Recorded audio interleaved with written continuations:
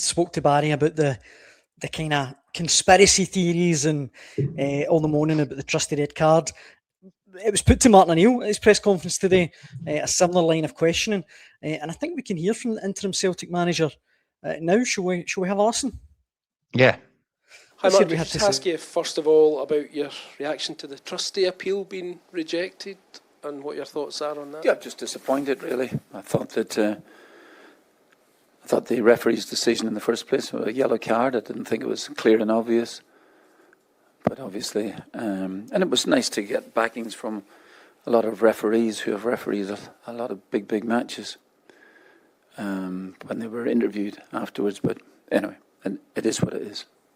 Also, I noticed the club statement said Celtic would be having further discussions with the SFA. I just wondered to what end that would be. I didn't know about that. Sorry, I wasn't aware. Was there a reference there to other decisions? No, I don't know a thing about that. What do you think it was? I'm not sure. I just read it said some other decisions, and I was like, well, I wonder what they are. I wonder what that would be.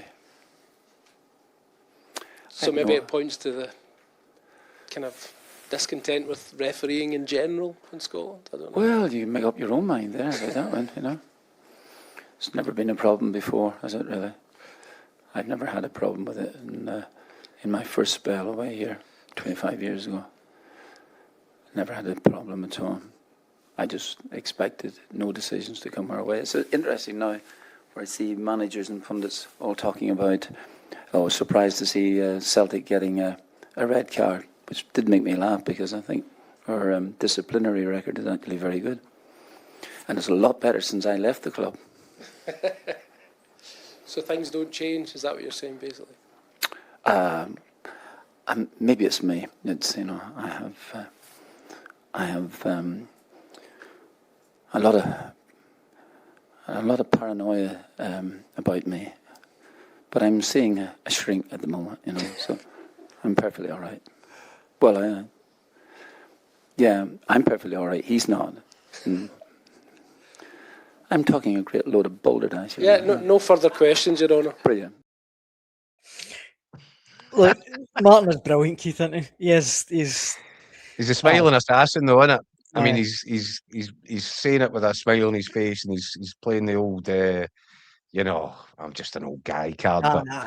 But there is a serious message which will connect with some Celtic fans. That, you know, there's Martin O'Neill. He came in, he knew they were all out against us in the first instance. So it is a little bit like I've been talking about for the last 2 nights now. I don't want us to get sucked into this as a national sport. I don't want us to be, you know, looking for, you know, red cards under the bed or whatever the expression would be in this country, because I think it's unhealthy. But Martin O'Neill's just stoking the fire. I don't take any great offence at that, but I do think there'll be Celtic fans nodding in agreement saying, "See, you know." Aye. But I think part of the problem is that back then, you know, Martin O'Neill came to confront a Rangers side which were winning everything out the park. They had their years of dominance, the 9 in a row years and all this. Spent a fortune. And what I would say is that during those periods of prolonged dominance, one team, the team that's on the losing end, they're not going to put their hands up and say, "Do you know what, guys? It's all our fault. Blame us." They're going to find a scapegoat. They're going to find a reason. They're going to say, "It's the referees. Everybody's out to get us." And that kind of leads to a heightened sense of paranoia among supporters who are only too happy to go along with that.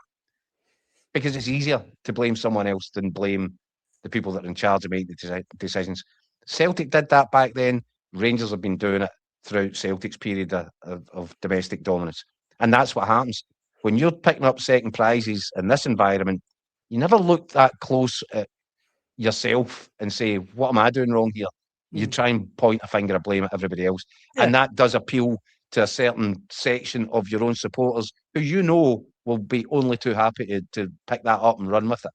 And I just don't think it's healthy. It's not healthy. Everybody knows it's not healthy. And, you know, Derek McInnes is doing his little bit as well, a bit of needle talking about, Celtic never get red cards. And so everybody's at it. And I don't mind that. I worry about the consequences. I worry about when Scottish football buys into all this. Sometimes there are really ugly ramifications, and I don't want that because this has been a really memorable campaign. It's only going to get better in terms of the drama and the twists and the turns still to come. We don't really need to get ourselves into a state where, you know, we see the sort of worst side of people, and you know, whether it's conspiracies, paranoia, whatever word you want to use for it, it can lead to extreme actions, and we've seen that, and it's not nice. So I don't mind a bit of to and fro, and I don't mind a wee bit of mind games. But if we can just leave the batshit stuff to one side, that'd be nice. Thanks. In the comments, friend of the show, Kyle Gunn says, don't know who I enjoy listening to more, Martin O'Neill or Mick Gannon. I think if we can get the two of them together, that would be very good.